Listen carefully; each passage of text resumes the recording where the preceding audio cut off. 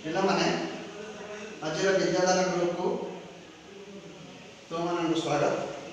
मु विभूति भूषण दास Ramchandra nodal high school एकल को महाकपड़ा तुम आज स्वागत करुच्ची।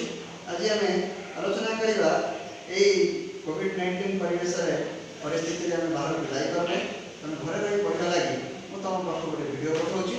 से भिडटीर विषय आज स्कूल परिवेश पैसा बढ़ी करुच्ची। कैशोर अष्टम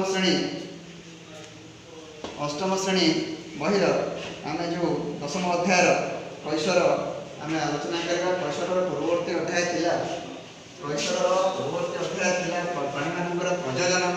प्राणी मानकर प्रजनन कहले आम जानिथिले जे प्रत्येक प्राणी निज भली एक उत्तर पीढ़ी सृष्टि करें ताकि प्रजनन विभिन्न पर्याय आलोचना करते। आज आम पढ़ुचे कैशोर एक प्राणी मानकर वृद्धिर एक अवस्था। छोट पिलाटी बढ़िकी युवक हुए तापर प्रौढ़ हुए तापर वृद्ध हो मृत्युवरण यही पर्यायक्रम आम कैशोर व युवक्रांति तार जो 10-11 वर्ष बयस हो 10-11 वर्ष बयस रु 18-19 वर्ष बयस पर्यंत ता शारीरिक अभिवृद्धि इत्यादि जो होची ए समयटा को युवक्रांति बोली कह। ये युवक्रांति बयस तार कौन होची ना तार विभिन्न बदल होची ता शारीरिक अवस्था।